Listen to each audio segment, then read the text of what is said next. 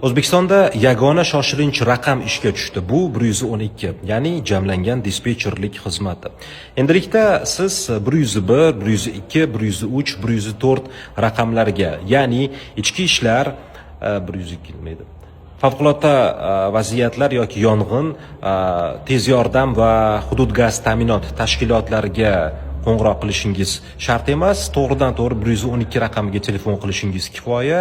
Ular esa sizga kerakli bo'lgan xizmatga murojaatingizni, qo'ng'irog'ingizni tezkorlik bilan yo'naltirib berishadi va bu xizmat tunu kun 24/7 rejimida ishlaydi. Bu xuddi Amerika Qo'shma Shtatlaridagi 911 ishonch raqamiga o'xshab ketadigan tizim.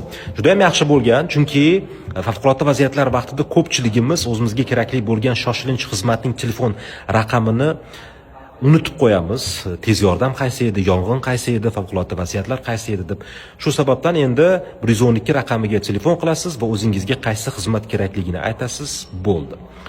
Bu videoni saqlab qo'ying, 112 raqamini esda tutish uchun va uni hoziroq hamma yaqinlaringizga yuborib, ularni xabardor qiling.